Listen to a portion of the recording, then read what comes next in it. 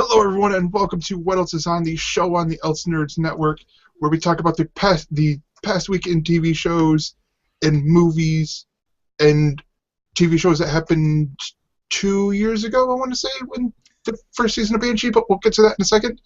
My name is, and we are right here on YouTube, of course, every week. My name is Gregor Sprague, and joining me as always is Corey Scott. Corey, how you doing? I am doing well. I have realized that I am never going to get a good night's sleep, and I've just accepted with it, and I'm just going to run with it now. No, I think I had done a test a few months ago. I think we even talked about that in here when I had to bring home a little sensor and put it on my finger and sleep with it all night, and then they said, oh, by the way, you stop breathing when you sleep. And they've been trying to schedule me for a follow-up, like go do the full sleep study since then, and I just keep pushing that back and ignoring it and everything. But I've been exhausted for like a week and a half. Like I either don't sleep at all or I barely sleep. Yeah. So I'm just walking around in a kind of fuzzy universe right now. It's good times. I highly recommend it. Don't yawn at me, you bitch. That's me. I'm sorry, and I did wait until it went back to you before I actually did the yawn, which is why I had that weird thing, but it was just like, I'm like, crap, I gotta yawn, and he's talking about sleeping, I have to yawn.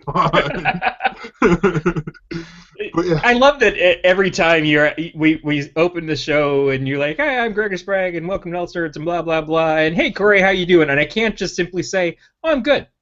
No, yeah. It's like, here's the story of my life. You probably give a crap. But no, this is great because it's like, it's sort of like the Gizwiz. I blanked on the name. I was like Geek Beat. No, it's not Geek Beat. What is the name of that show?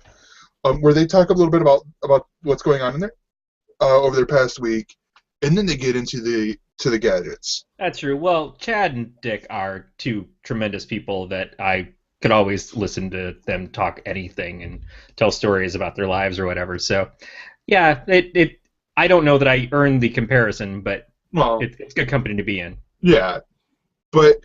And I know for me, this past week, I got bored not over at my sister's house, fixing holes that I put in there and hanging up curtains and all that other stuff that generally comes in home ownership. And, well, I don't own the home, but with knowing someone who just bought a home and you're like, oh, yeah, I can do this, I can do that, while they watch you do this and that, I started looking for microphones just for here because I listened to the finished audio version of the Splash page, and I'm like, my audio sounds like crap. But your audio sounds better when we're doing this than I think you've sounded on the Splash page. And are you not using the same mic, or? I'm using the same mic. Huh. I'm using the same mic, but it's just like you see so much, or you hear so much room, like the room tone in it. I'm like, balls. And I have this problem where I have no income, but yet I want to spend money that I don't have. Oh, yeah. That also comes with home ownership. Yeah. And so it's like, I'm like, yeah, I would love to get a microphone. And I look on Amazon, and I find all these microphones that are cheap. And I'm like, that might read the reviews. Ooh, no, it sounds horrible. Or it's the XLR to 35 millimeter or 3.5 millimeter jack. The headphone. Right. Yeah, and I'm like, it's going to cause a lot of problems. No. Well, remember, you also have to save for 2 turntables because that's where it's at. Yeah. I like my Audio-Technica. It's just that I spent the first year of using it with it aimed downward because I didn't realize where the mic part was. I don't understand why they put the little, this is going to sound gross, the silver tip on there when it's for decoration only. It seems like they could have cut that off with a good moil. Yeah. So, because actually, I think if I'm not mistaken, the one that I'm looking at that I'd really love to get is the mic you have. Is the Audio-Technica AT2020, if I'm not mistaken? Probably. I would have to grab the box. Yeah, it's like that. Like I believe that's the mic I'm looking at because it's a decent price on Amazon, and I saw a bundle that they had where it's, oh, you get this and a pop filter and a one of the scissor stands like they got over on Galactic Netcast and over at that Brian uses, except it's not Heil, for under $100. I'm like, that would be perfect. I could probably use a pop filter. Yeah, and I'm like, it's like I'd have to figure out where I would hang it on my desk, but I would find a place to hang it on my desk. to then just be you see me here like moving a microphone. Mine came with a nice little stand. Yeah. It's a little tripod thing. It's cute. Yeah. It's But probably better than I deserve. I've been jealous of Casey had his setup where he had like the foam, almost like milk carton kind of thing around him. He had an actual enclosure, so he didn't have that roominess that we both get. yeah, Dave has something similar, but my problem is this is my bedroom, so Yes. I can't I could put my mattress up behind me and pull a Brett Rounseville and just do it that way to cut out some room noise, but that takes a lot of work. Yeah, and I also have the window open right now, so you'll probably hear dogs barking at some point. That's how much I care. Yeah, and no, well, it's getting warmer, so it'd be the same. Once it gets warm enough, it'd be the same thing for me, and you'd see that curtain moving unless I rearrange my room again. Yeah. But yeah, but no, so this is not tech talk or anything like that. No, this is What Else Is On, where we talk about TV shows and all that stuff. And for some big news, I'm a big fan of this guy, and I'm excited to see that the American audience is going to get a taste of him.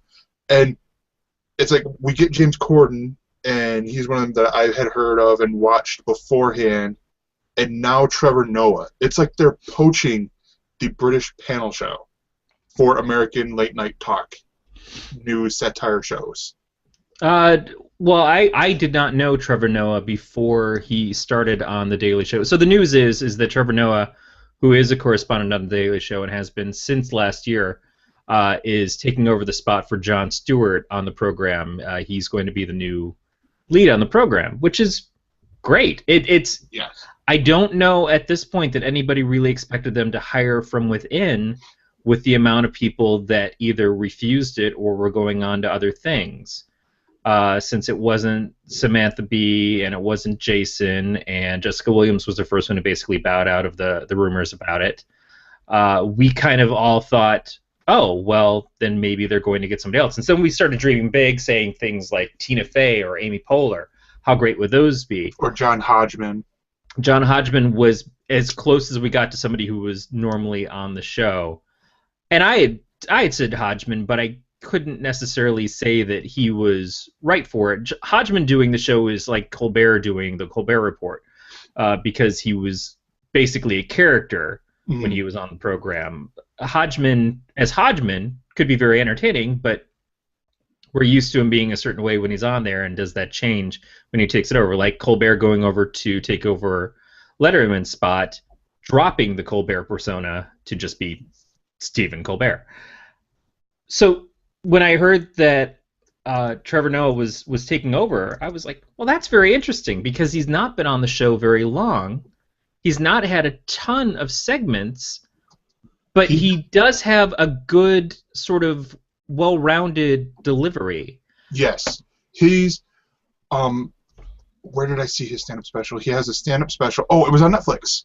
Yeah, You Laugh But It's True is on Netflix. I'm going to try to watch it to kind of find out a little bit more about him. Was he that one?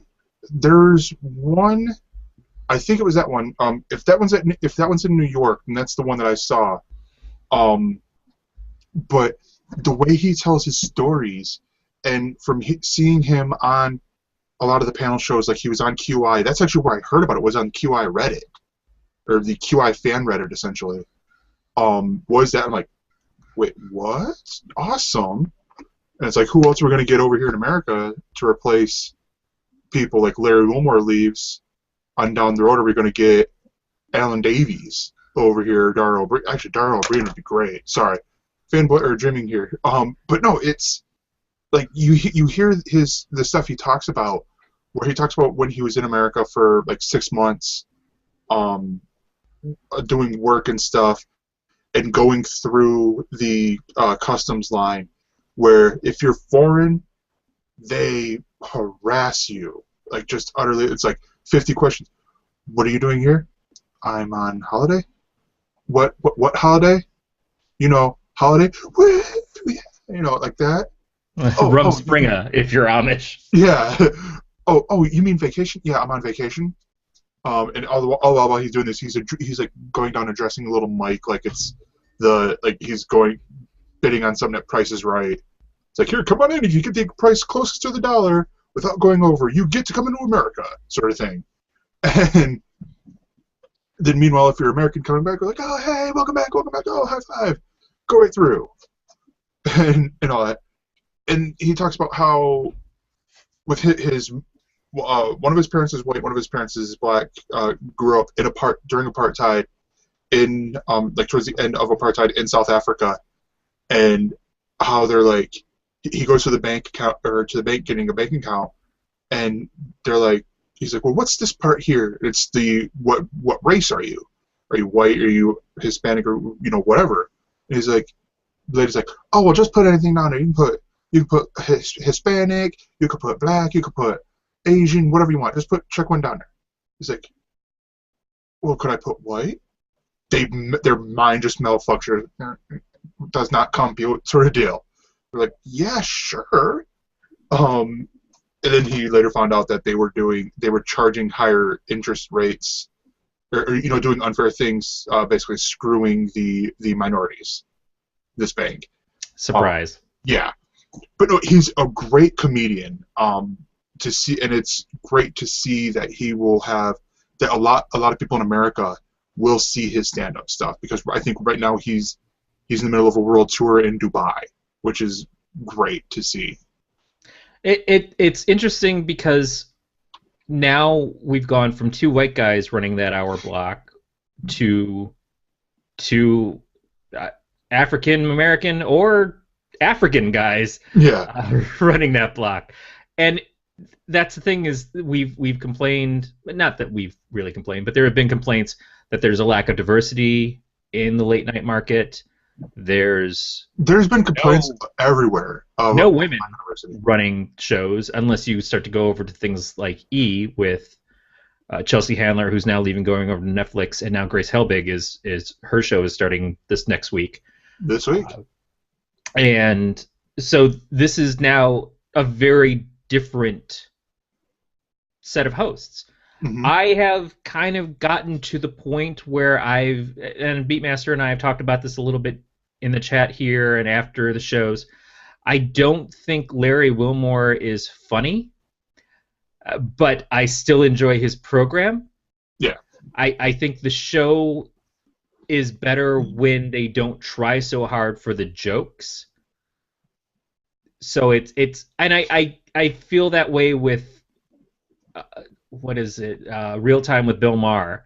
I don't like Bill Maher. I don't find his humor funny. I don't find a lot of his views particularly funny. Yeah. He seems to go for the same kind of punches all the time. But even though we're politically on the same side in a lot of things, I don't necessarily like or agree with the guy too much. But I really like his program more because of what they do in the conversations, what it brings out. Even, again, having people on there that I vehemently disagree with, I'd rather have the discussion, and I appreciate it more when they're at least civil and respectful to each other. There is that kind of hardball screaming over each other sort of thing sometimes, but I think that's important. I think that you have to get people of different viewpoints into a room to kind of yell things out to get any kind of movement. Otherwise, it's just they're over there, we're over here, and we're always going to be in disagreement. And I'm not saying that people walk out of there agreeing necessarily, but I feel like I'm at least learning something from it. Even if I still walk out with the same feelings of like, no, you're still 100% wrong in my book, but at least I get more of knowing as to why they think that the ways that they do. And whereas Wilmore's show, like I said, I've given up on the humor aspect of it. It has unintentionally funny moments, or it has funny moments where it's more natural. But I think Trevor, from what I've seen on The Daily Show, is more genuinely funny to me in my tastes. He's got better delivery, definitely. Yeah. But we'll have to see what he does with the show. And I think we've also talked about this before. It's going to come down to the writers, the staff, who else is going to stick around, how much of it changes after John leaves. Because it's not just so much that there's a big vacuum because John goes away from the show, but it's the show is fundamentally going to change. It's a different person out there, so you write differently for them, you think differently for them. They're going to bring in people who kind of work better for them in the kind of material that they're going to do. It will have to be a different program, and that's good. But it'll be interesting to see what this hour is like from then on out. Yeah, because I'm looking at Larry Wilmore's Wikipedia page right now, and I'm looking just to see what he's done. Like, where is he more of an actor, writer sort of deal, or is he a stand-up comedian? And it sounds like he's more actor comedic writing than he is stand-up comedian, like Right. Jon Stewart and all them are. Did not know that he was in. He had a recurring role on The Facts of Life. I did not know that either. Yeah, I guess it depends on what season. Where he played a police officer, and was also on the writing staff of In Living Color. That I could see. That's the thing, is he feels to me like a writer who's not necessarily as good in front of the camera, but has a good amount of humor and jokes otherwise. It's kind of, I am not a Larry David fan. I'm not even a huge Seinfeld fan, but I appreciate the show Seinfeld more than I've appreciated anything Larry David has done since Seinfeld that he's been the star of, because I just find him to be a bore. And maybe if they did a show that was just Costanza, who was basically playing Larry David the whole time, I probably wouldn't have liked that either. But I don't really want to watch Larry David. But I liked his humor enough in Seinfeld to say that he's obviously a funny guy. He's just not personally funny to me himself. It's material. So I think that it happens sometimes, is that you get very good comedic writers who don't necessarily belong in the camera. I was like that musically. I'm not saying I was good in any respect, but I always felt more comfortable writing songs, writing lyrics, storytelling. That's what kind of led me down the road to writing stories instead of music, was because it wasn't ever about performing to me. I never really cared about getting up on stage or being in front of people. I would have recorded just in a studio all the time, or in a 4-track in my garage or something, but I didn't really care about the rock star aspect of it. I just wanted to make songs. So I think that sometimes people find their niche and they stay in it, and sometimes they try to grow. And maybe over time, Larry will get better with his delivery. I think practice is one of those things you can only get better. And I don't think he's horrible. He's not unwatchable. He's just not, to me, the funniest thing out there. I think I enjoyed W. Kamau Bell's show more. And it was probably even a mix of the material too. But I just think he was a better lead up on the show than what Larry has been. Yeah. And Al Madrigal is another one that I'm not super into his comedy stylings. Yeah, Al Madrigal, I enjoy him on About a Boy, but it's interesting to see. Like, I enjoy the Nightly Show. Like, I enjoy what that is. For the conversations, I think Larry has a similar hosting style that I have, which is also similar to Jimmy Fallon's, where he's being relatable. Like, it's him. It's not. He's relatable. I mean, I genuinely like him. Yeah. I think that he tries too hard is part of it. I think he says the same thing all the time, and it's probably to kind of get his message across, to be relatable in part. But the same lines over and over again, you hear at the same time every night with the same show. And I get some of that with Chris Hardwick on at midnight, too. You hear him say the same things over and over again. Yeah. I enjoy it more when he's more loose with the comedians, when he breaks script, or he does his little rants at the beginning. Those are fun, too. Yeah, the Thursday uncensored, uncut ones are really good. I don't know if you watch them on the Comedy Central app, but you'd probably love those episodes. Yeah, and I find Hardwick funny himself, or when he's doing stand up and other things. But Yeah, certainly listening to the Nerdist podcasts, I've always found him funny. Back on singled out days, I liked him, so it wasn't hard for me to have a complete like, oh, Chris Hardwick's back when he suddenly showed up in things again and had lost about 1,000 pounds. Says the fat guy. yeah, So yeah, none of this is to insult Larry. I'm going to keep watching his show. I just know that my expectations for it are different from what I have of The Daily Show. And honestly, The Daily Show is kind of struggled. I thought that it hit its heyday probably a couple years ago, and it hasn't been as funny the last couple of seasons. I think it had really good stride when John Oliver was running it for that summer, yeah, and magical stories to land on. That Carlos Danger thing was just perfect. yeah, But since John's come back, it might be part that his heart's not really in it. Sometimes he has a really good night, and then there's nights where it definitely feels like there's a struggle in to try to make the stuff funny. yeah, And you can hear the audience kind of react. Should we be laughing at this? Should we laugh harder at this? On Larry's show, there are times when I just hear nobody really laughing, and yeah. I know he's landing his jokes as they're written, but they're not great jokes. And I think his staff is entertaining when they're live and talking naturally. I don't find the skits and stuff they do very entertaining. No, yeah, that's true, good and great points. Also, I just thought about this, but the only other foreign person that I could think of I think would be a good fit for the Daily Show is Russell Howard, who I've talked about before. He has a show called Russell Howard's Good News on BBC Two now. It used to be BBC Three, but that's going all digital in months or something like that.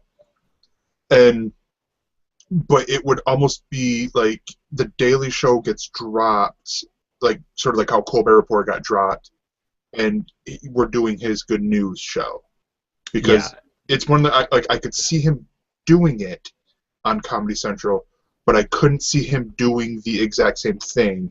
It would be him in a T-shirt, standing up there and talking, saying, "Hey, did you see this?"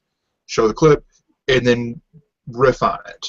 Well, I think that's probably part of why they didn't name the show something the Wilmore Connection or something, or the Wilmore Forum. They went with the Daily Show and the Nightly Show so that they can, at the next step, switch to a different host and not have to rebrand. Because the Daily Show is an anchor show. That is the show that is holding on to that spot, and that's what people tune in for. And they may or may not forgive the fact that Jon Stewart's not there anymore. It was easy to get over Craig Kilborn because the show was still reasonably new and was a very different program. What it's going to be to lose Jon Stewart is something else entirely, because he's been there for so long and he's defined what that program is as it is now. So it's kind of like when a Leno leaves The Tonight Show, or when Carson left. People go, well, how can the show even go on without that person there? But there was someone before Carson, and there was nobody before Letterman, because Letterman took his show from NBC over to CBS. But the concept is that, okay, well, there will be someone in this spot that we can handle this happening. We've lost Craig now on late night, not Kilborn that I was thinking of. Who was the other one? Ferguson. Yeah, so we've lost Ferguson after Kilborn. Kilborn's been replaced twice. These things can work out, but it's easier when the name doesn't shift. And losing Colbert Report, there was no way that you could just get somebody in to take over the show at the Colbert Report with no Stephen Colbert, unless it was a blood relative or something. Yeah, unless it was like his wife. Like, here, she's going to take over now. Sort of deal. But that would still be a whole different show, because like I posted in the chat with us, I didn't realize this, but most of his writing staff is going to The Late Show. Yeah. Which is cool. Which he should do. These guys want to take care of their people.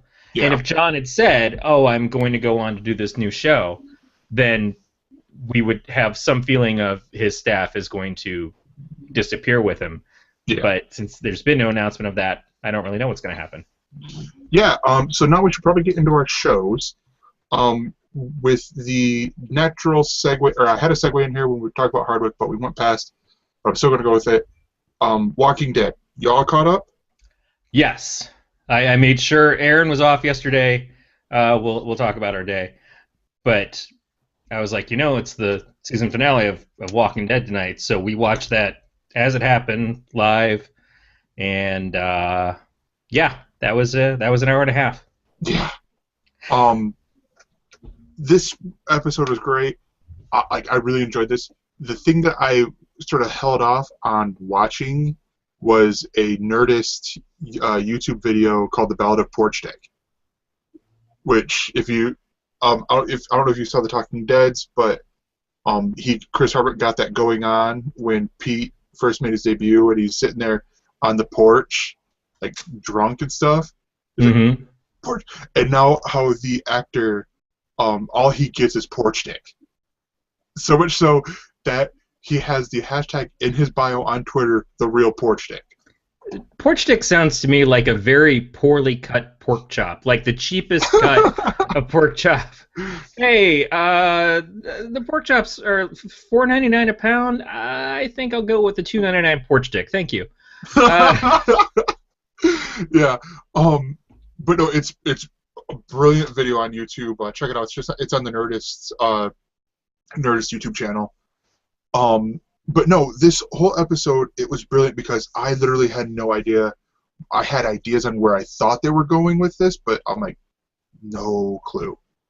Following Red Poncho Guy, which was weird after I think I watched Backstrom Saturday or something. Oh, you mean the Big Bad Wolves and Little Red Riding Hood? Yeah. It's well, from looking at the guy in the red poncho, I'm like, wait, is that Backstrom? Wait, why is Rainn? No, that's not Rainn Wilson. Couldn't be Rainn Wilson. Backstrom. But no, there's even the whole introduction with the reintroduction to Morgan, and I'm like, oh my gosh, Morgan is awesome. Morgan, just using that staff, Morgan became my new favorite character. He said, okay, I'm assuming you watched Talking Dead as well? I did not. Okay. In fact, I haven't seen the last 4 or 5 episodes of Talking Dead. He was trained during doing combat training with a guy who played one of the original Ninja Turtles. Now, I wonder which one he played. Well, that would obviously be Raphael. Yeah. But actually, he played the one that just died. Oh, spoilers. Oh, he didn't. Oh. But no, but it was so cool just to see that, and then he just wipes it, like, he just sit there, all better, sort of deal, like, and Beatmaster's pointing out Book of Eli style. Now, I have not seen the Book of Eli, but I definitely felt that kind of Walk the Earth kind of feel of a Denzel character in that. Which, they talked about, like, I think Norman Reedus brought this up, like, this whole episode, it was beautifully done, where you had 3 stories of wanting to be, like, there was, like, something with love, like, wanting to show just love and respect, or not wanting to kill someone, or wanting to kill someone but not doing it. Like, you had these 3 stories with and then you got Morgan, who's just so, like, every life is precious sort of deal.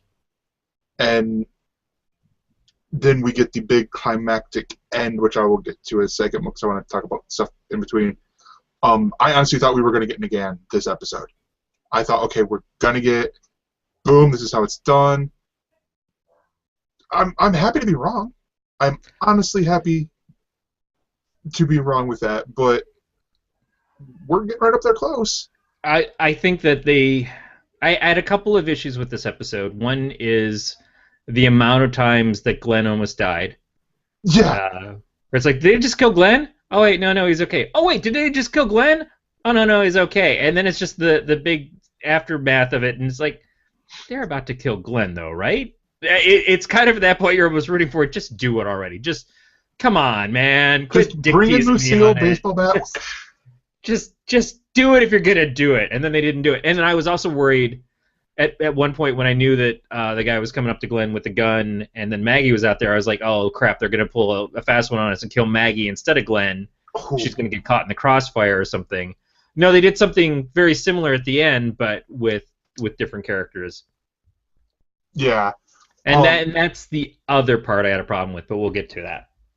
But no, it was definitely interesting. I loved seeing the Aaron and Daryl out scouting people, and scouting the red poncho guy. I like Aaron. Yeah, He's become a very endearing character to me as well. I feel I understand why they're not concentrating too much on his relationship, because he's out there in the the wild with Daryl a lot. But I wish that there was more of his relationship. But then the same thing, it's like you see somebody who's sort of normal and happy, that you just figure they're gonna wreck this, they're gonna kill one of these people or both of them, and it's just gonna mess me up. yeah, and it's I want to say they kept closer to the. Actually, no, I think the comic might have went a little bit more where you saw a little bit more of the relationship, but that also could be coming next season, like in the next first half. There's room. Yeah, because it does seem like there is like they focused on it a little bit, and you're like, oh hey, cool, whatever. But it's also the thing of there are worse things to worry about than a man's sexuality. Like, for example, Yeah. How am I going to explain to my kids that there's two gay guys on here together? I don't know. How are you going to explain to your kids about all these people that are getting eaten by zombies, dude? Yeah. Maybe prioritize. Yeah. And so I really enjoyed even though I'm like, wait, are they going to throw the curveball with Glenn in that whole fight? It seemed fitting that here you have Glenn getting this down and dirty fight the week before or the week after Rick had his down and dirty fight, and it's like, ooh, nice, just two great fights back to back. But Glenn also not compromising his character, which is one of those things. We're seeing more of a definition of who these people are and what they are willing to cross in a line and what they're not willing to cross. Even with the Daryl Curl Rick dictatorship trio basically pulling the strings behind stuff and saying, well, we're going to do this, we're going to make this happen if they don't fall in with us, and we're going to take them over. It even seemed like Daryl wasn't totally into that. He felt like it was something that maybe they had to do. But he's also more open to the idea of change and of acceptance than what Rick and Carol were. Yeah. And it's apparent that some of these characters, like Michonne was the one who seemed the most into getting into this town, but she also showed that she's not disloyal to Rick, and she never showed disloyalty to Rick. She knocked him out last episode to save him. Yeah. He said, you guys should have come to me, and they were like, well, we didn't know what you would do. And she's like, it's not about me choosing them over you. And that never has been. I think the group just, they've gone really far because they've had to go really far, but they also have to know that there's a point where if they completely lose their humanity, then they're no better than the people who ate Bob. And they're no better than the wolves are. So I think that's probably part of what bringing in I can't think of his name with the staff. Morgan. Bringing Morgan in is to maybe teach Rick about humanity again in the way that Rick had to teach him when he had lost his son. Yeah, clear. It also could be that the group starts to break up again. Yeah. But they're in a town where it's already split. Yeah. And I don't like doing this because it does get a little bit spoilery, but then it does get a little bit of Game of Thrones. I knew this before you did, sort of deal. Like I'm a book snob, but there are still technically 3 other communities we would have to introduce before we get the big, oh my gosh, war that's just got done playing out in the comics. All Out War. Yeah, the All Out War 2-part volumes that came out like 6 issues ago. I want to say between 4 and 6 issues ago.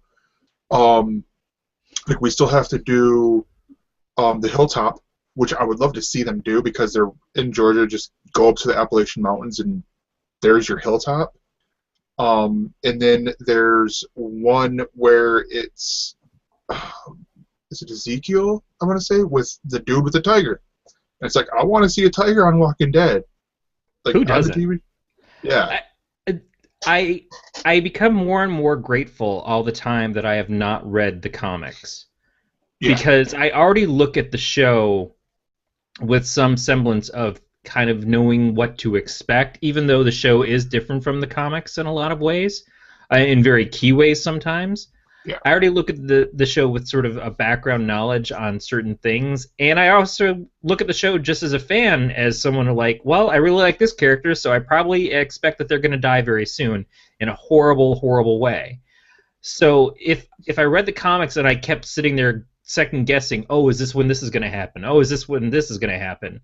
It's like being a reader of Game of Thrones and watching the Game of Thrones show. Yeah. At some point, you get taken out of enjoying the show because you're waiting for these key moments, or you're looking for the person in the room who hasn't read the books to see how they react to it. Like yeah. I knew essentially what was happening with the Red Wedding when the Red Wedding was happening on Game of Thrones, not because I'd read anything about it, but I could see it about to happen.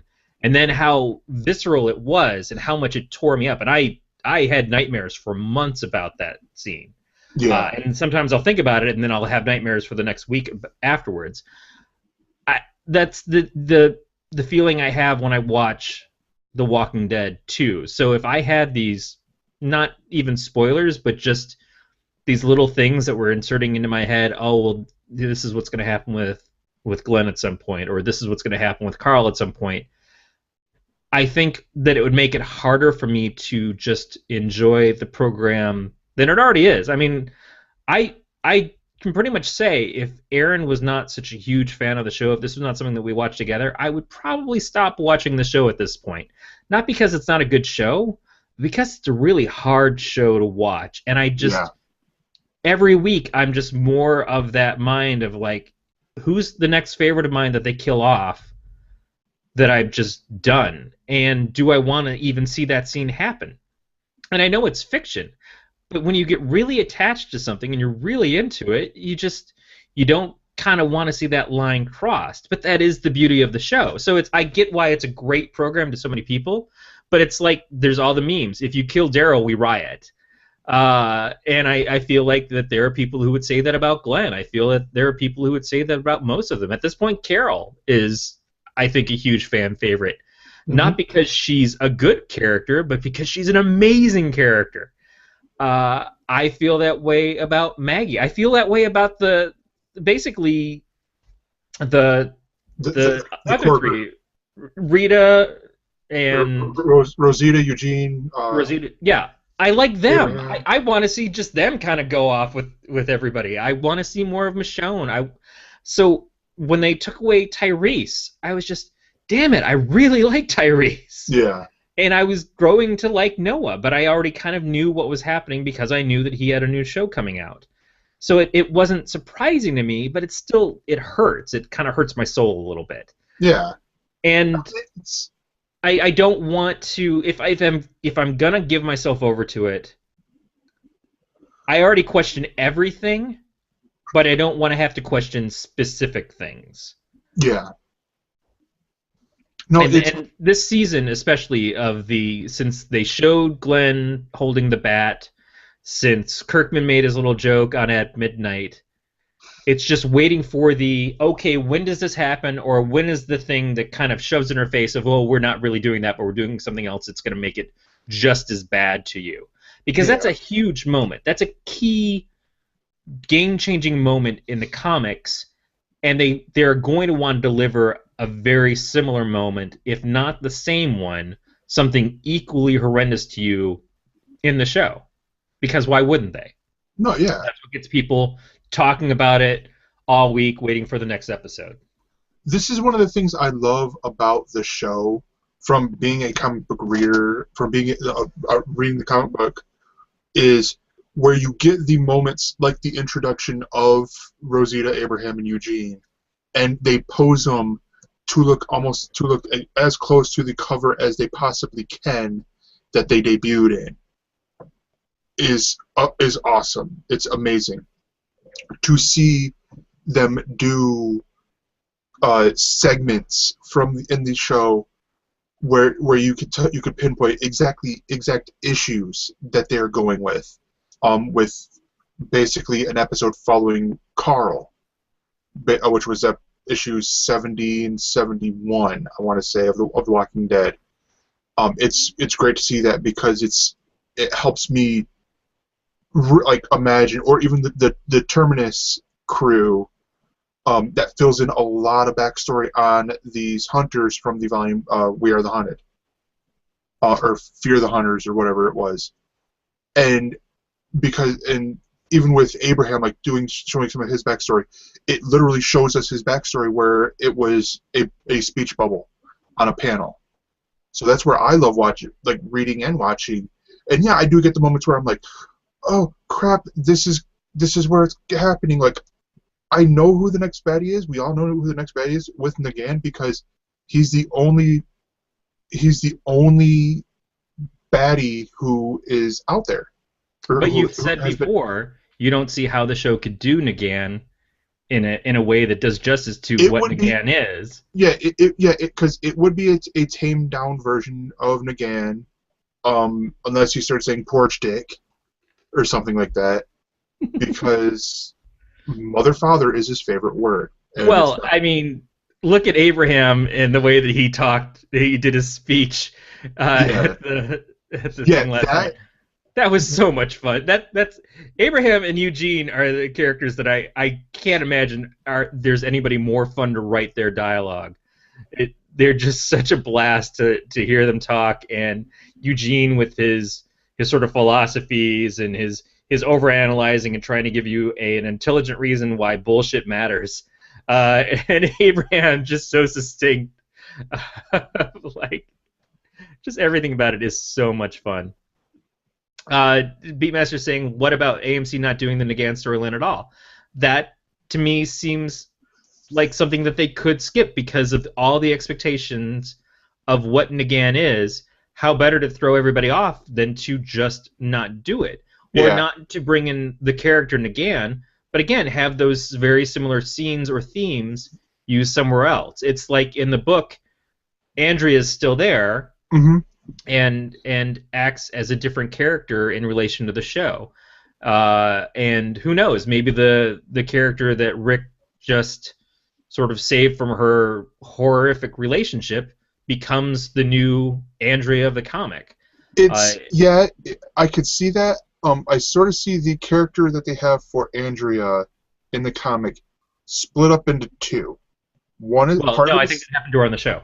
Well, yeah, okay, yeah, but literally split into two, because you have the sharpshooter accuracy part, the gunsmith in Sasha, who is not in the comic exactly.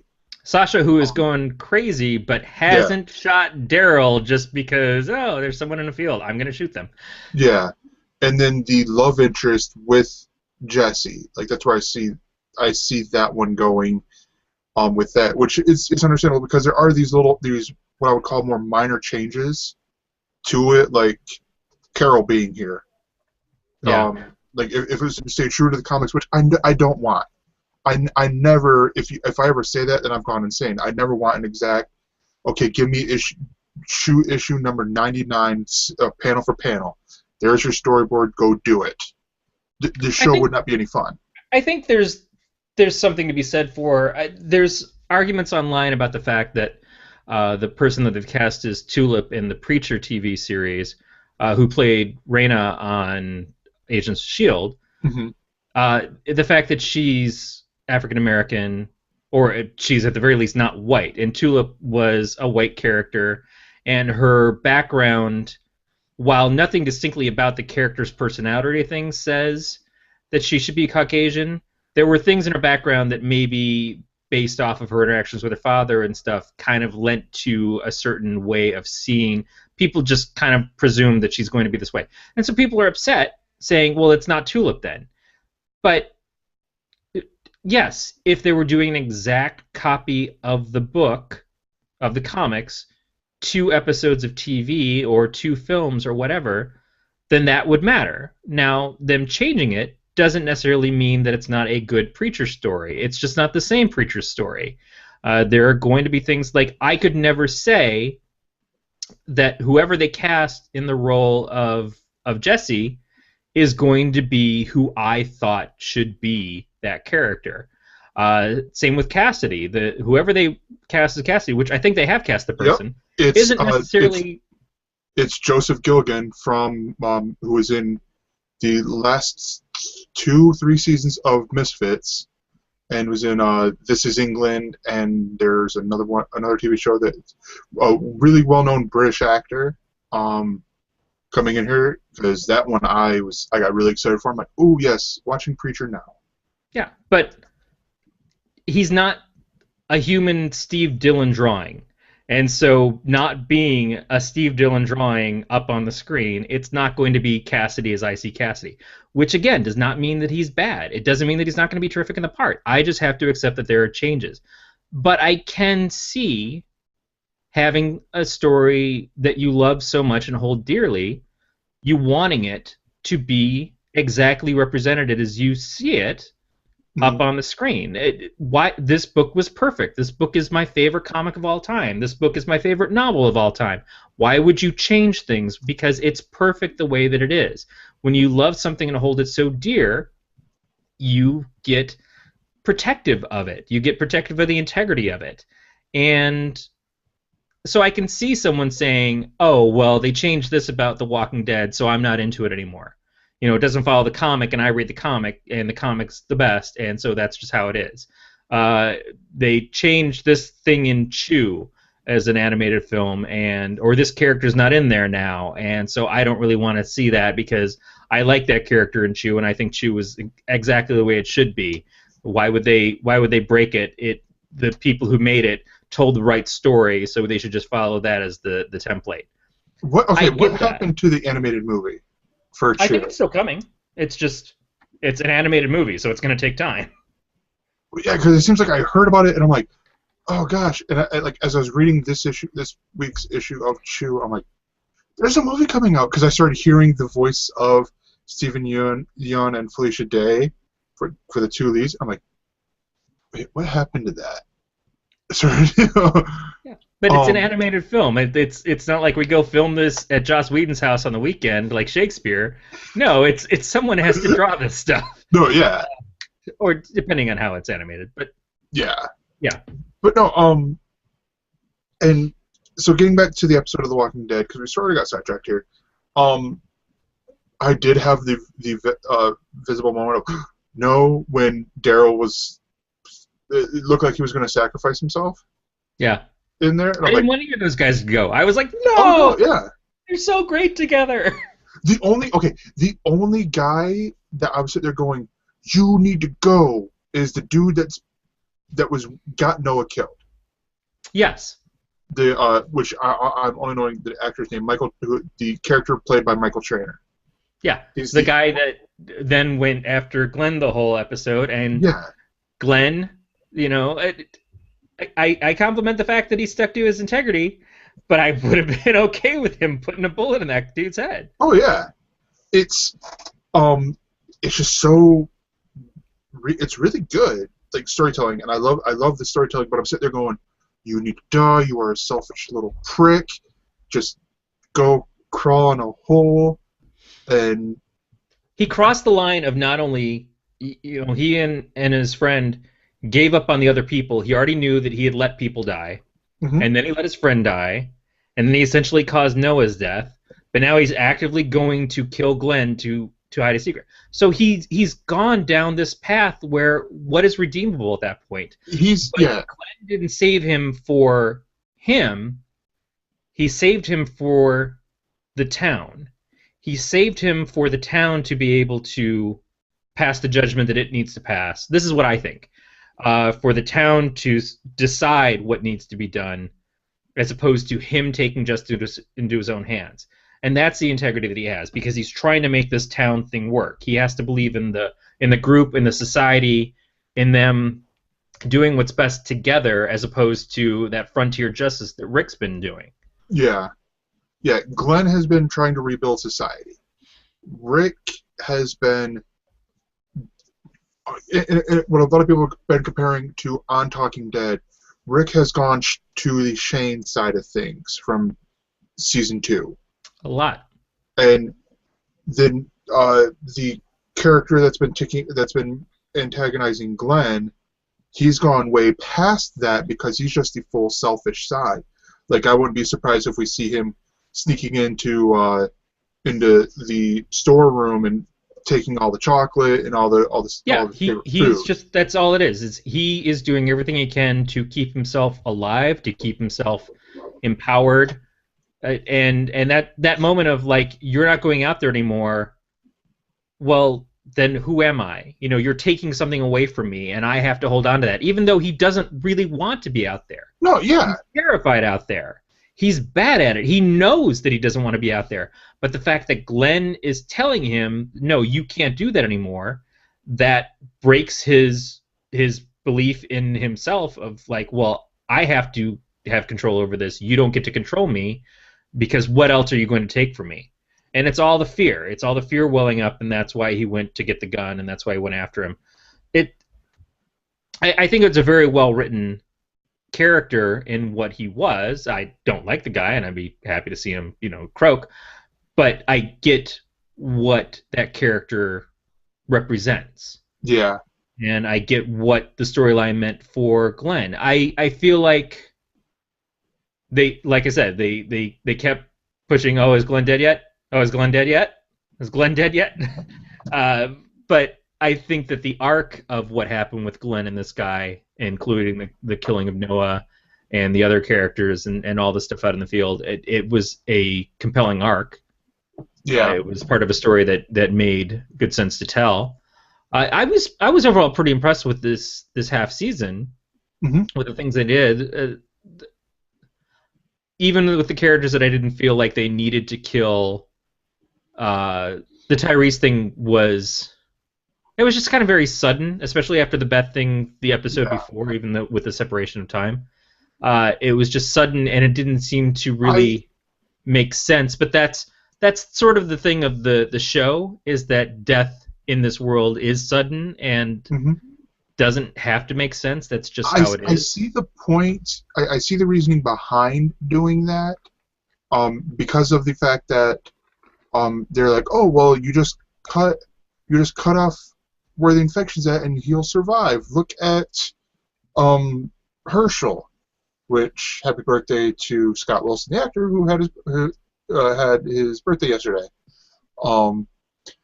And it's like it's where I understood the death set there, but it did seem like, okay, we could have at least got a 1 episode buffer.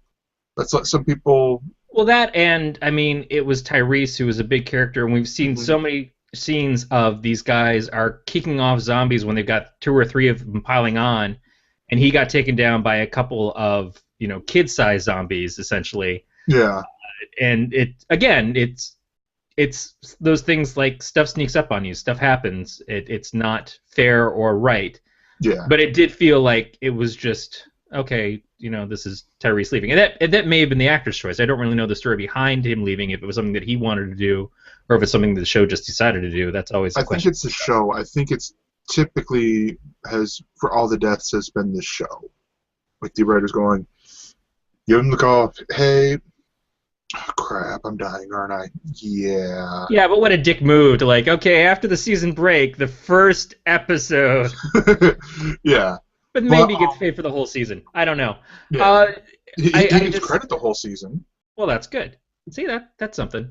I just I think that there are other parts of the show that I'm having problems with. Like if you were the white-haired guy with a good philosophy on life and everything, you're gonna get your head cut off by a sword. Yeah, That as soon as I saw him pull Maggie aside and say, "This is what I'm going to tell her. This is what I'm going to tell them," I'm like, "You're gonna die, dude." It was just like, "Nope, you're the voice of reason. Gotta go." And that yeah. was just so cliche to storylines that we've already had in the show, and the connection to Maggie made it worse. So that bugged me. That was kind of a cheap rehash Yeah. of what happened with Herschel to me. So And let's so let's hash on that because we're getting into that last scene territory. yeah, The pre last scene, not post scene credits. That they are choosing to do now. To where we have the big thanks, forum. Marvel. Yeah, thanks, Marvel. Um, where we have the forum with the whole town, and they are talking about what happened in the previous episode with Rick giving his speech. Rick and Dick. Yeah, yeah. And then you get them you get Maggie and the group, the core that we followed pretty much since the beginning, saying, "Well, hold up, shouldn't Rick be here and shouldn't Father Gabriel be here?" Which there's a whole another little sub story there with him and like feeling like he's failed or something. And Feeling not only like he's failed, which I mean he has no way to repent what he's yeah, done. He has no way to. He's got too much of a. It's sort of like fight or flight. He's got too much self-preservation. Even though he wants to die, he wants to pay for his sins, but he can't just accept the payment. He can't just allow himself to be killed by a zombie. That's why he goes out looking for a fight, and decides at the last second, nope, gonna have to take the zombie down and save my own life. It's a self-preservation thing that he can't seem to overcome. Probably because he also realizes that in his religion, suicide is a sin, mm-hmm. and it's just one more thing that would land on his plate. But there's a lot of reasons. It's just Yeah, human nature is to not just killing yourself is very difficult. yeah. Uh, Because and and then he it's goes and he starts shit with Sasha, trying to get her to kill him basically because he's pretty the sure. assisted Yeah, suicide route. Yeah, yeah. and and hitting on that because Father Gabriel has a very similar religion to me, myself personally, and it is the fact that committing suicide is a mortal sin. Um, to where like that's like one way like you ain't passing go, you ain't collecting $200 sort of deal. And so that's where I didn't even think about that until you mentioned it. I'm like, oh yeah, that would make sense. But even seeing his change in such a short time, it's like at first I got where he's coming from. It's like, okay, yeah, very just like self-preservation, and then he's like, I hate my self-preservation sort of thing, and feeling guilty for it. And for a man of faith, it seems like he very easily just turned his back from God. Well, I think he feels that he doesn't deserve to be in God's favor.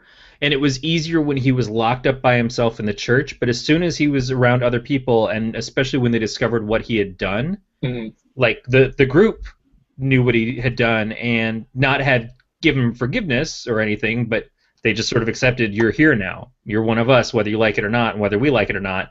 This is something that we're all doing, and we're doing it together.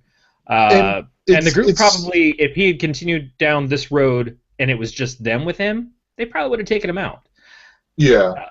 because he became more detrimental than helpful.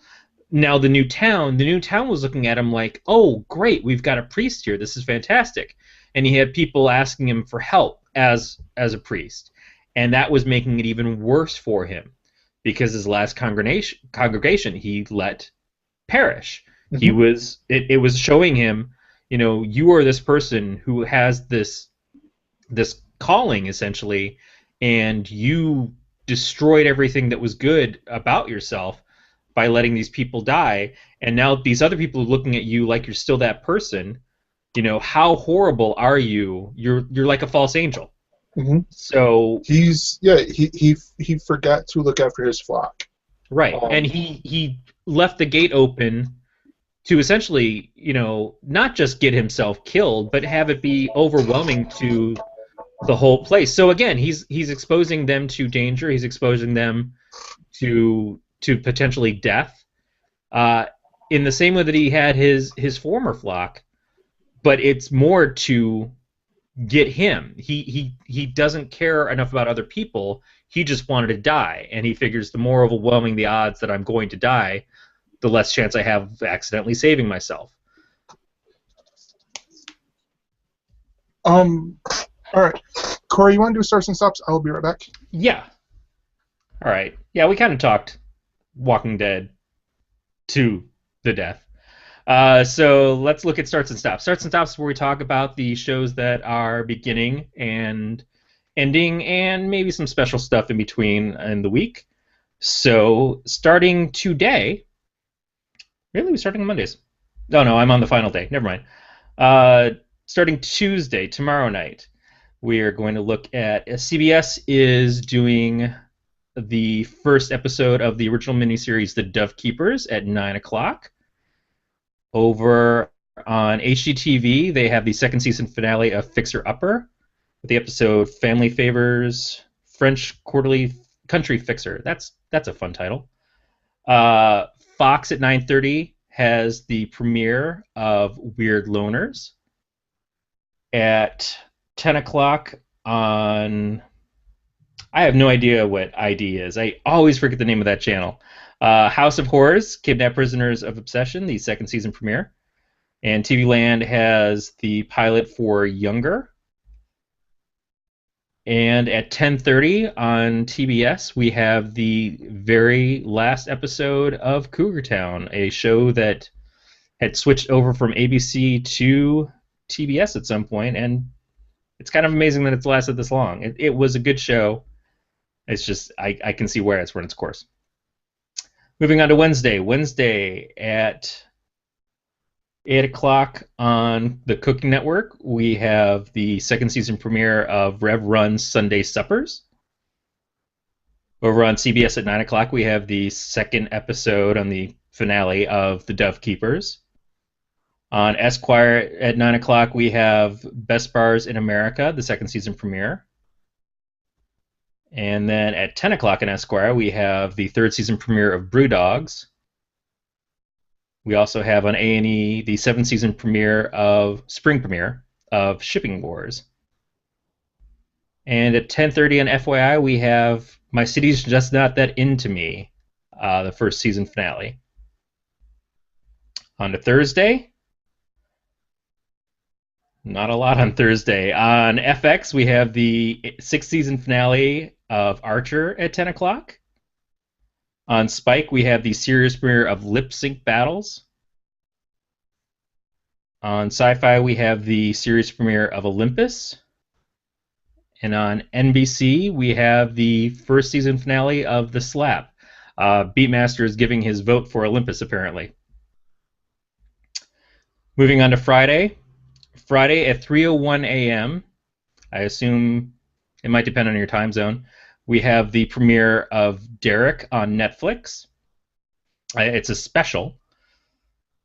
On TBS at 9 p.m., we have Meet the Smiths, the series premiere of that. On VH1, we have the special Backstreet Boys, Show 'Em What You're Made Of. That depends on how you define special. And at 10:30 p.m., I'm kind of looking forward to this one, we have the premiere of the Grace Helbig Show over on E! That is essentially it's replacing the Chelsea Handler program. I don't know if it's at the same time slot, but I'm a pretty big fan of Grace, and I'm looking forward to her take on late night. Semi-late night. On Saturday, on April 4th, we have at 6:30 a.m. on Cartoon Network, Transformers Robots in Disguise, the time slot premiere for that program. And then at 11 a.m. we have My Little Pony, Friendship is Magic, the fifth season premiere. Go Bronies. And then at 9 p.m., the first season spring premiere of Outlander, which is going to. Well, I've got some family who's really into that show, so that should be fun. Let's see. On Sunday at 8 o'clock on HBO, the special Sinatra All or Nothing at All. At 9 p.m. on NBC, AD, The Bible Continues, The Tomb is Open, an original miniseries premiere. Obviously, Easter weekend, we're going to get a lot of the stuff over on CNN. We have Finding Jesus, Faith Fact Forgery, Mary Magdalene, the first season finale of that series, which I think just started yesterday. Going in a different direction entirely, at 9 o'clock on Showtime, we have the fifth season finale of Shameless. Then at 10 o'clock, we have the fourth season finale of House of Lies. On NBC, we have the series premiere of American Odyssey. Lifetime has the series premiere of the Lizzie Borden Chronicles. AMC has the seventh season spring premiere of Mad Men. And WGN has the second season premiere of Salem. And then at 11:30 on Cartoon Network on Adult Swim, we have the third season finale of China, Illinois. Yeah. On Monday, it is a lot of ESPN having to do with baseball coverage for opening day. And none of it is, I want to mention, none of it is the Detroit Tigers, which has J.K. Simmons throwing out the first pitch. Oh, that's fun. I heard that. I'm like, wait, what? Really? And it was. Actually... It was through one like comic book resources or comic books because they were like J. Jonah Jameson or J.K. Simmons, who played J. Jonah Jameson, throwing out the first pitch, and then they throw in because he also played what was it? He also played the manager for the Tigers in a sports movie. I'm blanking on which movie it was. But yeah, so I'm like, oh, cool, that's awesome. I won't be going to see it, but still, that's awesome. Let's see, on Monday also at 8 o'clock, we have the second part of the Sinatra All or Nothing at All. So that is a two-part special starting on Sunday night and ending on Monday. And then at 9:30 on Travel Network, we have Bizarre Foods, Delicious Destinations, Hong Kong, the first season finale. And at 10 p.m. on AMC, we have the first season finale of Better Call Saul, as in I better catch up on that show. Yeah, that's a show that, like, you get into it and then you see, oh, wait, it's over? What? Why? I came home the other day and the wife was watching episodes without me, and I'm like, oh, I've been waiting to watch this with you. And she's like, well, I just figured I'd start watching it again. So, yeah, I'm just going to wind up having to watch the rest of the season by myself. Or she'll come in like, oh, yeah, it's great. There's going to be a great part coming up. Was there anything new added to Final Curtains? Final Curtains, yes. Sleepy Hollow looks like it's renewed? Yeah, Sleepy Hollow got renewed. And did you cover the streaming starts? I did not. Yeah, the streaming starts. Right now I only have the April premieres for Netflix, the April premieres and leavings for Netflix.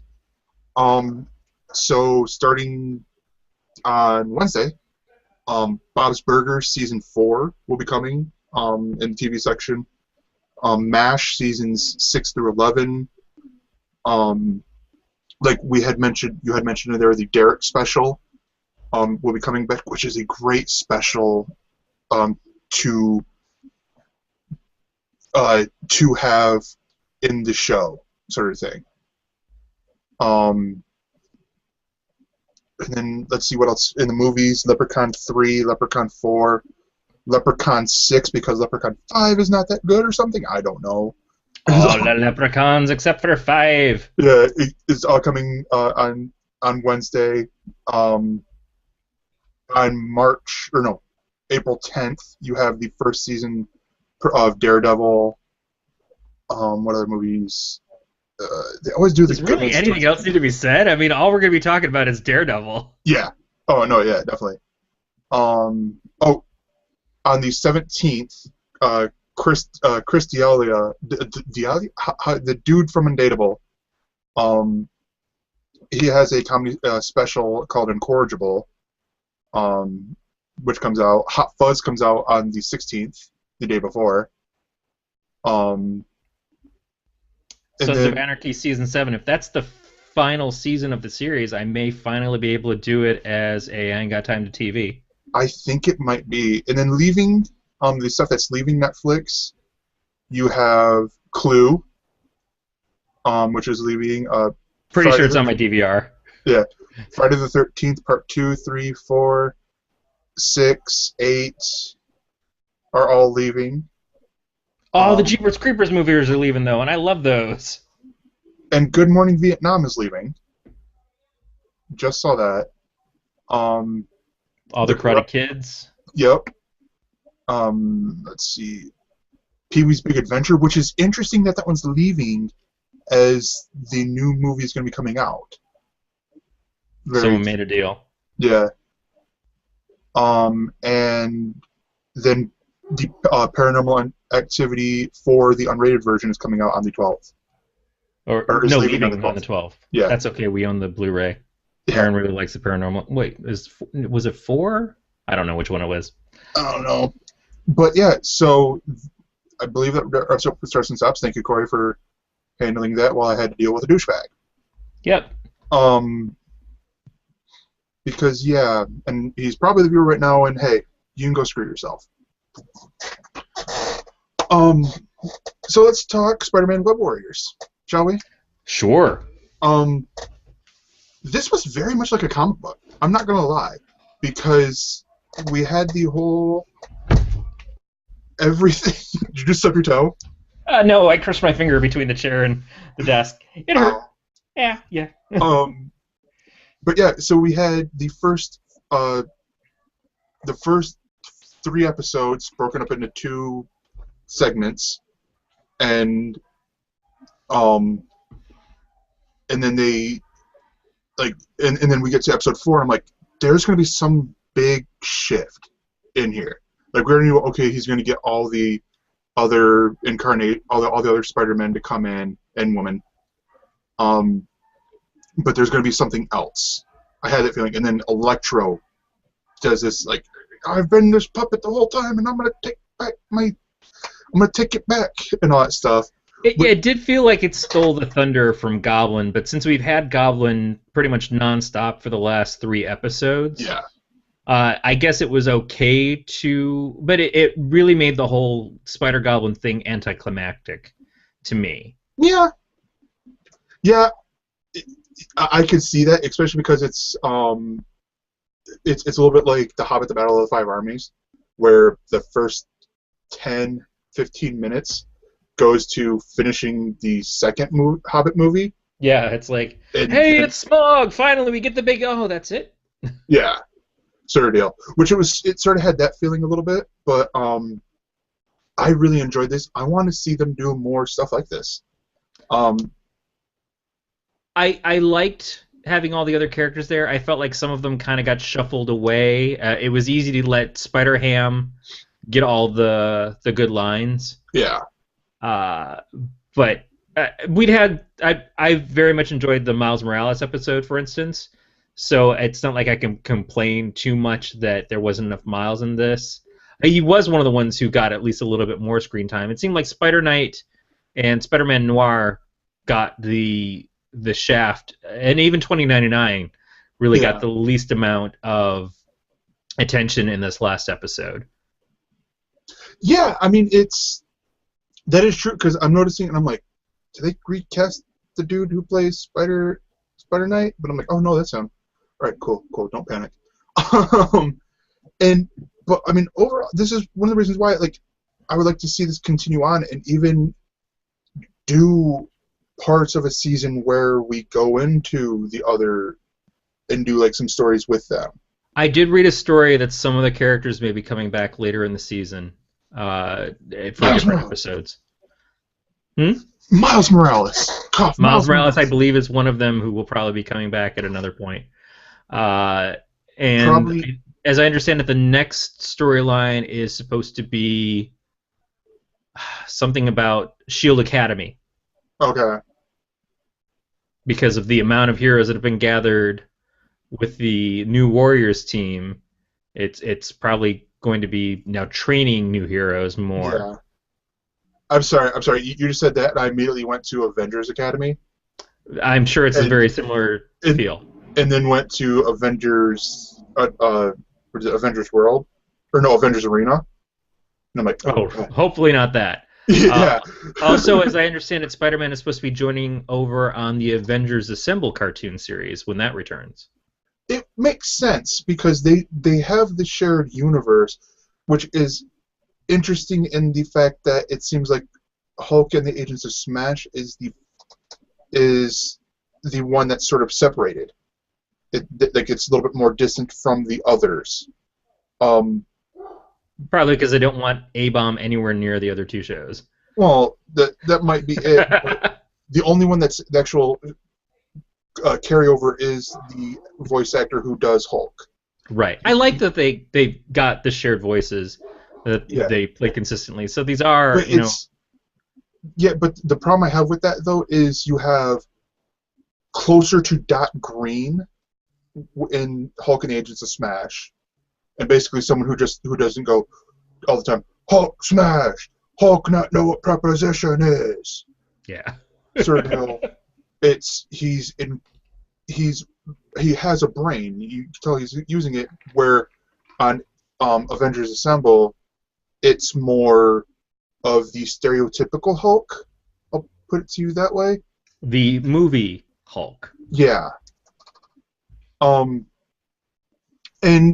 so it's an interesting thing that like I've thought of. And then we got the Guardians of the Galaxy TV show that'll be coming out here in the future, which would be really great because Eric Matthews is voicing the Star-Lord. And which I'm like, oh, that's nice. The same guy who voiced Batman Beyond. Really? I didn't notice that. Pretty sure that was Eric Matthews. But no, yeah, and I'm going to go through his because I've seen him. He's also, which would be interesting because this would be two shows that he's leading in the voice. He's doing the lead voice for. The other one being Transformers: Robots in Disguise. Yeah, he's been doing voice work for a number of years. Oh yeah. Because to be honest, I first heard him do something outside of Boy Meets World with Kim Possible because he voiced her best friend. And I'm like, oh hey, that's Will Friedle. He's also the voice of. Well, this is something I haven't seen. There was a Green Arrow TV series that is apparently a TV series. It says he's the voice of Green Arrow in the Green Arrow TV series starting in 2014. That doesn't sound right. I assume it's got to be an anime. Oh, it's the animated shorts. Oh, okay, that makes a little bit more sense. But yeah, I mean, it's nice to see that. It's nice to see him doing stuff still. And actually, the cast that they got for the Guardians of the Galaxy show. He was the voice of good. Blue Beetle on Brave and the Bold. He was the voice of Lino in the Thundercats updated series. Yeah, that sounds about right. And yeah, he was the voice of Terry McGinnis from Batman Beyond. Nice. Didn't catch up, but then Batman Beyond, I wasn't like, if I could time travel back then, I would be watching it, every Saturday morning when it comes out, like that in the animated series. But it was like, okay, I'll catch it because it was being followed by it was before or after Transformers, sort of deal. So, Corey, it seems like you've watched a couple of a movie here and a documentary. Yes. So now you've seen the documentary. Do you want to talk about that one first? I haven't seen the documentary, but I figured it'd be cool. I thought I saw it on your list. Okay. No. So we'll start with Going Clear because this was I'd been looking forward to this when they talked about it on Real Time with Bill Maher a couple weeks ago. They had the director on there, and they're like, "Oh yeah, so you've got this documentary coming up on HBO," and I'm like, "Oh, when is it?" And it was 2 weeks away, and I said, "Oh, that's crazy. You should be doing this much closer to when the show is going to be on. Because I just kept waiting to see if I looked on HBO to go to see if it was available on there. I looked on the on-demand to see if maybe they were debuting early. No, I had to wait for it to be on TV. So this was called Going Clear, and it was a 2-hour documentary about the Church of Scientology. And what I realized is that I knew way too much about the Church of Scientology going into this than I thought, because I find it fascinating. So one of the things that I joked about when I moved out to California, I drove my car across from Michigan, is I kidded around. I said, yeah, I'm going to go out to California and start one of them UFO religions. And that was a joke, but it was kind of like a ha-ha, no, yeah, that's fine. And then when I got here, one of the first things I did, a girl I was seeing at the time, we went to this big bookstore down in Southern California when I was there before I came up here to Northern California. And in that bookstore, I bought a copy of Dianetics because I kept seeing commercials about it on TV. And I'm like, what is this Dianetics thing? So I didn't really know about Scientology. That was basically one of those UFO religions. Started as a tax shelter, essentially, because they didn't want... L. Ron Hubbard didn't want to pay taxes, and he figured if he started a religion, he could get away without doing that. It didn't happen in his lifetime, but it did happen eventually, and the legacy of that. So I can't really say too much about it. You just need to see this documentary because it has a lot of people who used to be very high up in the church. Of course, they go into people like John Travolta, and they go into people like Tom Cruise because they're the two most well-known celebrity names involved in the Church of Scientology. And it goes into their personal lives a little bit more of like, John Travolta knows some of this stuff is happening. He had a friend who basically helped get him involved in this place in the first place, and yet he chose to ignore what was going on with her. And, that says something about his character. It's one thing to sit there and say, oh, I get something out of this personally, but when you see somebody that you know and care about suffering, it's... why would you overlook that? And this church has basically prison camps where it keeps people who they find that they either don't trust or are thinking about leaving, and so they lock them up in basically labor camps, have them work for 30 hours straight and get 2 hours of sleep, and then go back to working 30 hours again of hard labor, eating table scraps. This is a church by the ruling of the government. And that's the ruling of the government basically because they blackmailed a bunch of people to get the IRS to recognize them as a religion so that they would no longer have to pay taxes. It is crazy. It is absolutely insane, which is what you kind of think of when you think of Scientology, but it's insane of how well that they've marketed it and made this happen. And it really came with the celebrity connection, is they built this giant, I don't even know what to call it, but this grand Scientology thing down in Southern California in Hollywood to attract celebrities and to attract the celebrity element. I think that show, that Canadian soap opera show that we were watching that was on CW for a while that had Jewel Staite in it. The LA Comics. Yeah, I think in that season that I was watching, one of the guys was getting kind of wrapped up into a Scientology type cult.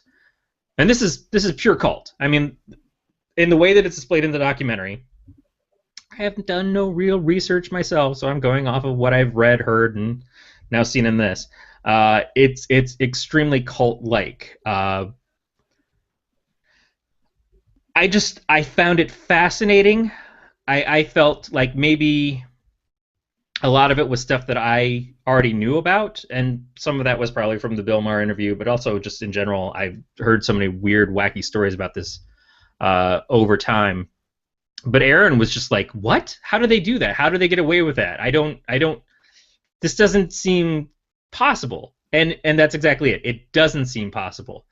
But when you get set up to such a degree. People are scared of things like religion, just the term religion.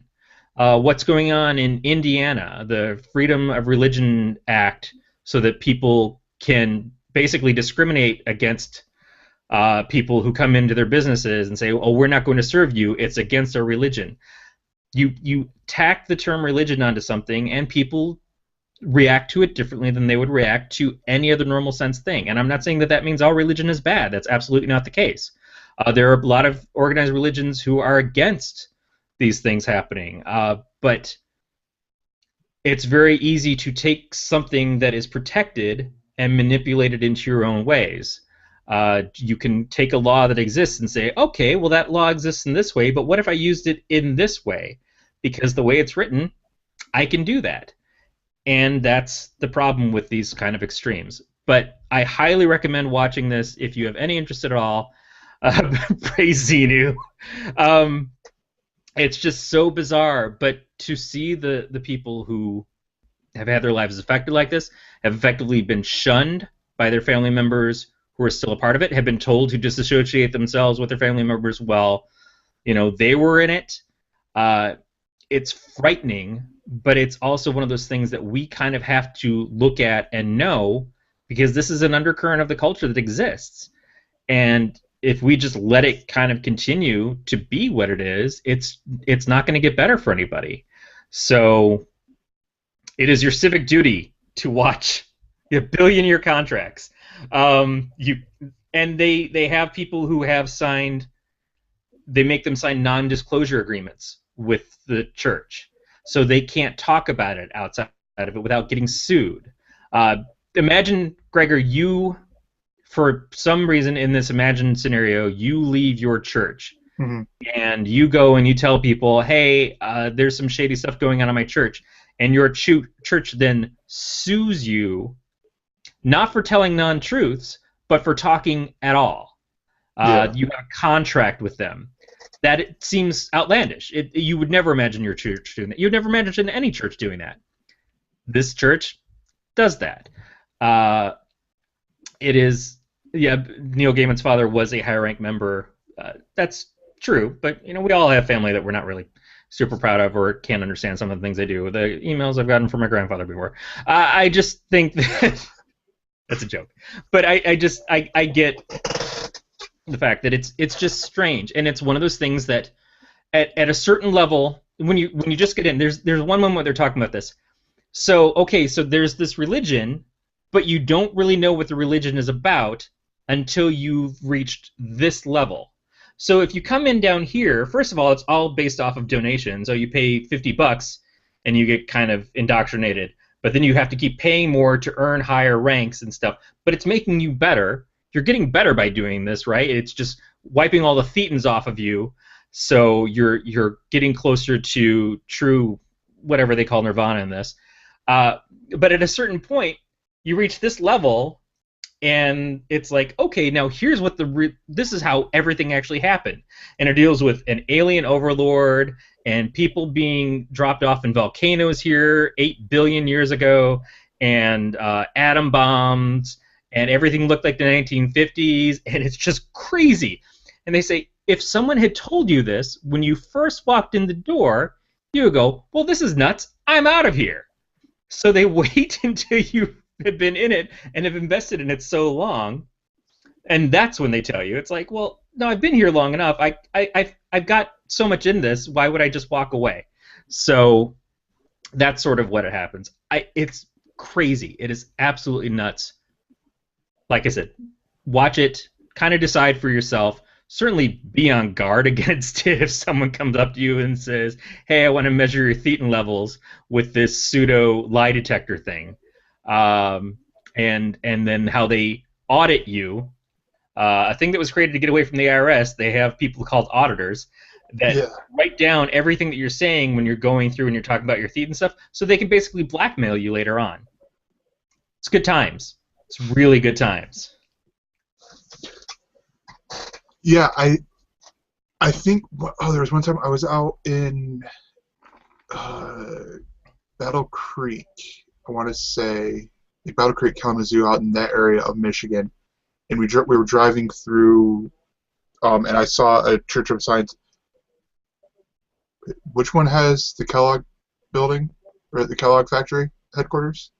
That's Battle Creek, Uh, right? yeah, but Kellogg's. I don't know if that's Scientology. No, no. Okay. I just remembered it was the same place as the Kellogg, where Kellogg is at, because Yeah, we Kellogg was passed, crazy in a whole different way. yeah, no, because we passed their factory that they had, which I don't think was really their factory, and I remembered it being a whole lot bigger when I went there as a kid. But we passed a little Church of Scientology building. I'm like, oh, that was just out in California.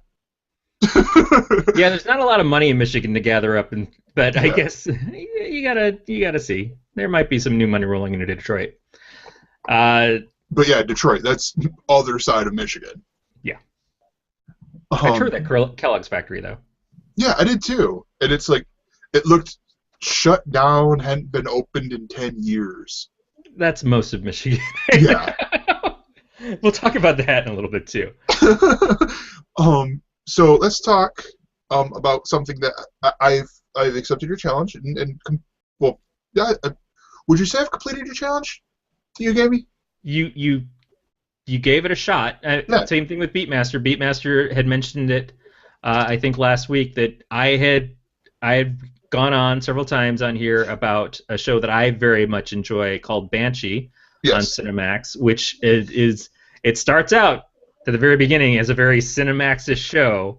It's grown from that, but they're definitely, for a while there, it's like every episode they kind of have to let you know, hey, by the way, this is on late night Cinemax. Yeah. It's not quite as bad as some of the other shows on Cinemax, but it is. It's an action, kind of cop crime show with a lot of dirty bits. It's Sons of Anarchy amped up, Yeah. or Justified amped up to a higher level of those things, and shaky cam love fest. Yeah. Hey, Which if you watch Batman Begins, you can watch Banshee. so yeah, I've watched Banshee, the first 5 episodes of the first season, and I have to say that I enjoyed the show. It's like I see where you come from when you say it's a true Cinemax show in the beginning, and yeah, it's like, yeah, oh, here's a sex scene because we're Cinemax sort of Yep. deal. Um, If I remember correctly in the pilot, it's like, oh, here's random woman in diner that we have to have sex scene because why wouldn't just yeah, random waitress have sex with you in the back of the diner? but I have to say, two of my favorite things about this show is the fight scenes. The fight scenes, oh my gosh, are unbelievable. They get And bigger and crazier. oh wow, yeah. And which is saying something because I believe the first episode there's just a big smash mouth fight, and then I think episode 4 or 5, the one with the MMA fighter in it, that one I'm like, holy crap, Yeah, that was so cool. it Um, gets bigger than that. and It gets huge. But also, I mean, budget-wise, the fight scenes are pretty well choreographed for what they are. yeah, They are the close cam. We kind of like go through because budget-wise, it's hard to make those fight scenes work on a shoestring, and some of the effects and stuff, it gets over the top at times. yeah. But the cool thing with this, and I just have to stop because I was watching this while I was doing home repairs for my sister, and my mom started watching this too. And that she started watching that one, and we got to the point where in the episode, and I'm blanking on the number episode, but where the MMA fighter, the girl said no, but he's like, well, I didn't hear a thing, and continued on with his needs. And then it's like you see the sheriff, and I'm using sheriff in quotes because he's not really the sheriff, but whatever. It's cool. I'm going with it because it's awesome. It's just the fight scenes are awesome. You sit there fighting, and I'm like, holy crap! They've actually captured these styles of fighting where the MMA fighter is going basically MMA fighting style, like you would see if you watched the UFC or Bellator, and and the cop is going, "We're gonna street fight this," sort Yeah. of deal with Bare all that. I'm like, knuckle brawl kind of thing. yeah, like we're sitting there, or we're in the kitchen doing stuff. Like I think we were cleaning actually at the time. Because if you've ever had a gas stove and you don't really clean frequently, it starts to build up some film. I'm like, yeah, no, we're getting rid of this. Yeah. And Mom's sitting there going, "Ooh, did he just yelp?" Yeah. There. Yeah. I can only say that the show gets better past those first few episodes. Yeah. The other thing is that I like the stories of the town. I like the mixed community of the Amish, of the Native American land, and then what is essentially just the small southern town that's kind of caught in between these two things.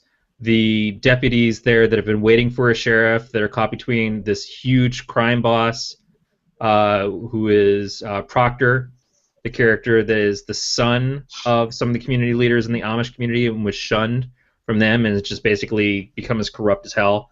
And his niece, who's kind of going through her separation from the rest of the Amish people too. She basically rumspring it and never really wanted to go back, but didn't have any other choices. The storylines become more progressive in exploring some of those things and some of those other characters. It takes a while to kind of establish who they are and how things move along. I think the Amish stuff really took a back seat this last season in particular, because they were dealing with so many other things at the time too.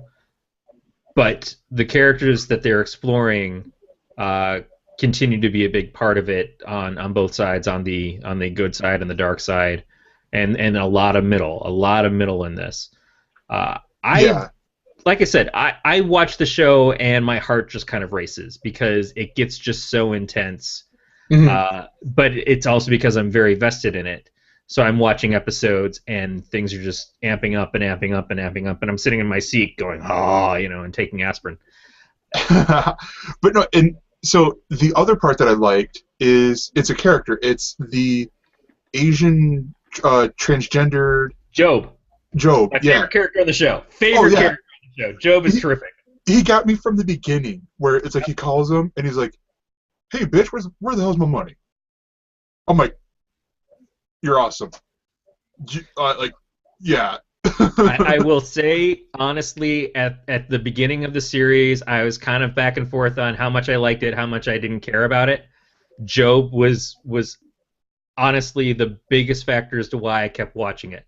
I thought his character was terrific. His character remains my favorite part of the program. That moment where he comes walking out and he's in drag, and then you just see everything kind of blow up behind him, is so good. And I'm trying to remember what episode that is. So if you haven't seen that part yet, you've got that to look forward to.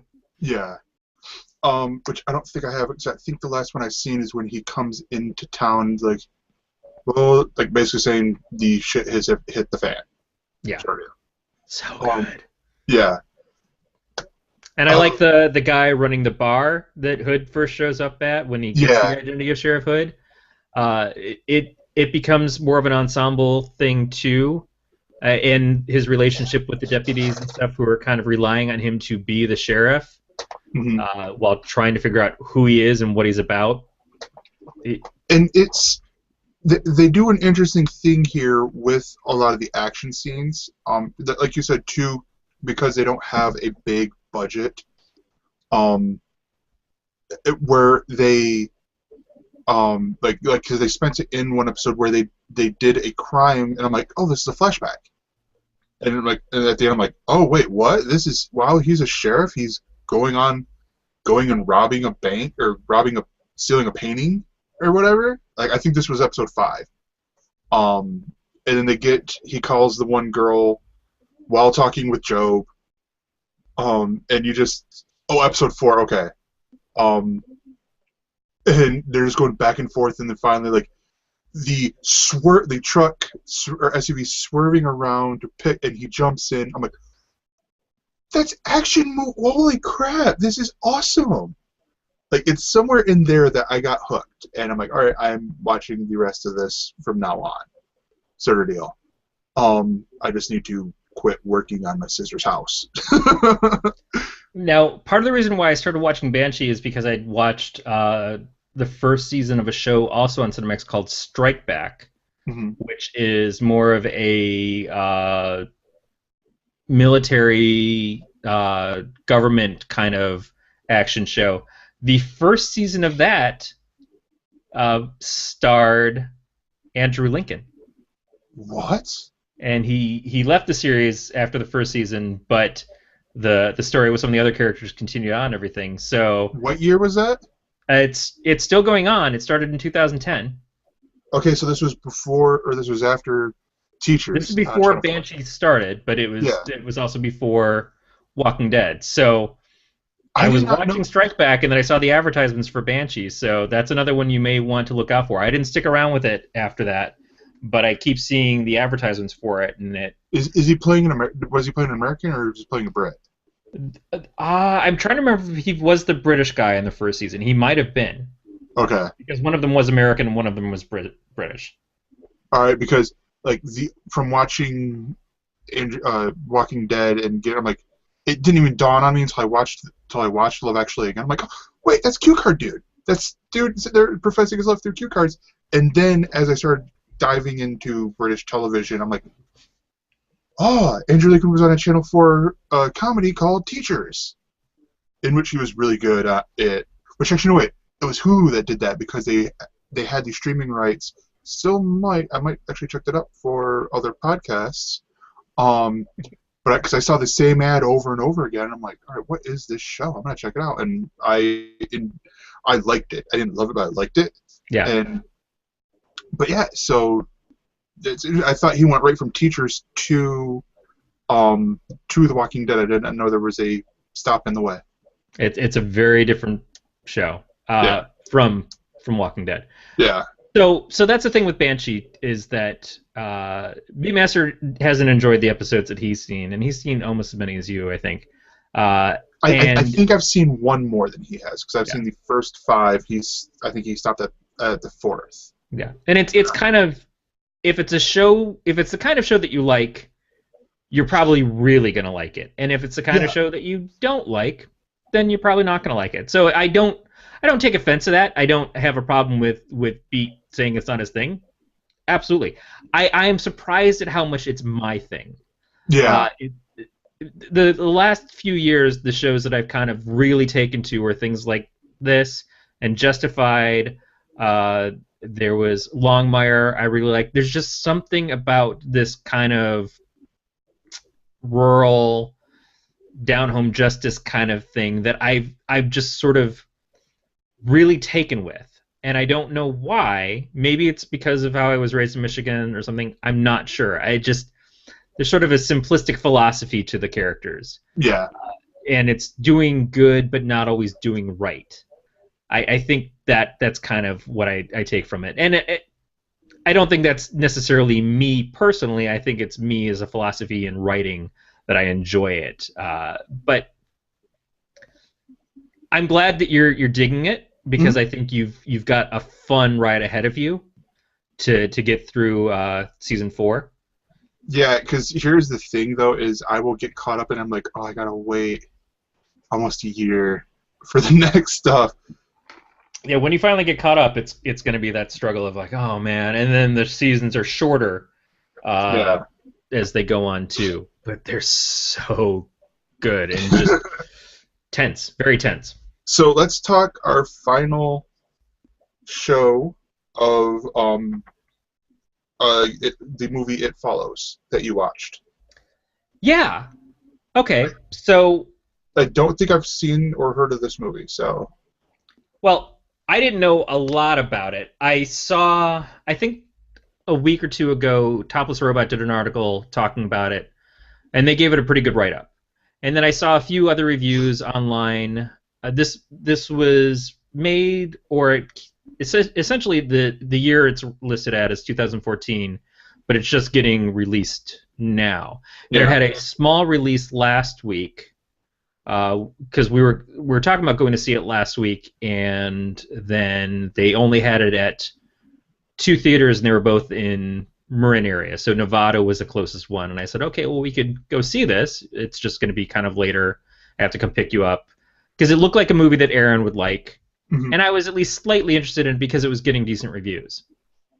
And horror movies are usually either it's something that's very not my thing, or it's a lousy review thing, and I'm just not normally the type who wants to go see them in the theater. I've made promises already that I'm going to go see Insidious 3 when it comes out, because Aaron really loves the Insidious movies. I've seen the first one. I think it started out as a kind of cool story and fell apart at the end. I haven't seen the second one yet, so we're probably going to marathon it. We'll watch the first two on Netflix and then go see the third movie in the theater when it hits. And then I'm also probably going to have to go see the Poltergeist remake because, again, Aaron's movie. But I was like, all right, I'll go see this. It's the story is basically it's people are arguing that it's a metaphor for STDs, or it's a metaphor about promiscuity is bad, but then it's also sort of a metaphor for promiscuity is good and important. It's strange. I don't look at it as a metaphor. I look at it as the story, Hmm. and it's basically this girl is seeing this guy, and they haven't been seeing each other very long, and they go out. She sleeps with him. When it's done, everything's okay, and then he basically cups a rag with ether over her face, knocks her out. She wakes up in a chair, tied to a chair, in this abandoned parking lot structure, and he says to her, I have to tell you this, it's the only way you're going to live. There's this thing, you're going to see it. Sometimes it looks like someone you know, sometimes it looks like someone you don't know. I think the people that it looks like that you know, it's just doing that to hurt you. It's going to follow you. Other people can't see it. Don't let it touch you. If you die, then it's going to come after me again. And it's basically it's passing along through sex, essentially through intercourse, this curse. So it's a little bit like The Ring with the videotapes, but what essentially is that she keeps seeing people and they're just walking towards her. And no one else can see the people, and sometimes it's someone else entirely. It's not the same person over and over again. And she's just trying to basically figure out what's going on, and it's just always coming after her. And so the storyline is basically that. She goes to the cops to basically go after the guy. It turns out he was living he'd given her a fake address. It was a fake house that he had rented under a false name. She and her friends, her sister and one of their friends, and this guy that they grew up with are all trying to figure out what happened to her. And then she starts realizing that she doesn't believe that the curse or whatever exists from what he was saying. She just doesn't understand how to make sense of it. But then she starts seeing people tracking her and coming after her all the time, and she has to keep running from it. So as she's doing this, they decide to try to go find the guy that did this to her. They go to the house that he had rented, and they break in and find a picture of him stuck inside some magazines. They figure out what high school he went to, and they track him down. And he tells a little bit more about what the creature is, but he doesn't know a lot either. And apparently, it just keeps going backwards down the line. At some point, if the creature kills the first person, then it goes to the next person that essentially gave them that curse, and then it goes to the next person who gave them that curse. So there's no telling in this where it begins. It's just kind of a really evil pay it forward kind of thing. But the movie is very creepy. I wouldn't say that it's quite what I expected from a horror movie. It's got one of those ghost movies kind of feels, but it is sufficiently suspenseful. It is sufficiently, as you see the thing coming towards her, especially if she hasn't seen it yet or that nobody else sees it, and they might be looking at the creature but not see it, but she isn't looking at it and so doesn't know it's coming up. You get that kind of amped up feeling like, please God, turn around, turn around, turn around. Uh, there is definitely points where she tries to pass it along to somebody else, but if that person that she passes it on to gets killed, it's going to come back to her as well. They try to find ways to fight the creature, and the creature does have some physicality, so it's not exactly a ghost either. But a lot of the story is, you know, the interaction between her, her sister, her friends, what they're trying to do. It takes place in Michigan. This is the part that I wish Gregor could be in here to watch, because I realized as I'm watching the beginning of the film that it's from a production company called Two Flints, and I was like, what is that reference to? And it goes on, it's all filmed in Michigan. They have a point where they go to Detroit, so you're seeing the rundown, sort of destroyed aspects of Detroit, when their neighborhood is reasonably okay. It's actually a pretty nice neighborhood, all things considered. It's not super fantastic. Everybody's got very old technology, so the cars are kind of old and beat up. The TVs are all tube TVs. There's that tube TV that's broken with a smaller tube TV sitting on top. And there's only a couple of moments where you see technology that makes you think that it's modern day, and that's because of cell phones, essentially. One girl keeps reading what is essentially a sort of looks like a compact, what you would do to do a powder makeup, but it's actually a phone or something where she's using it as an e-reader the whole time.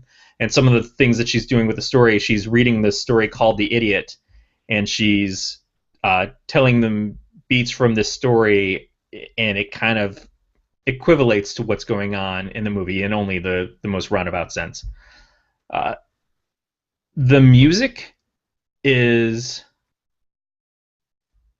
I will talk about Kill Your Darlings. The music is very good throwback, kind of 90s, 80s horror movie music.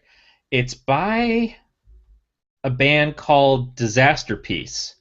I don't remember the name of the guy who did it, but he apparently does a lot of different music for video games and film stuff as well. But that was kind of the thing that I was probably the most taken with, as like, when it first starts out, it just sounded like the Wes Craven kind of Halloween music, that dirgish kind of keyboardy sound, those heavy, dark tones, and that was, to me, very striking. It was also, unfortunately, kind of loud.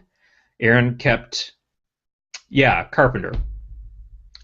Wes Craven is Elm Street. John Carpenter, whose music I listen to a lot when I sleep, was Halloween. Thank you, Beatmaster.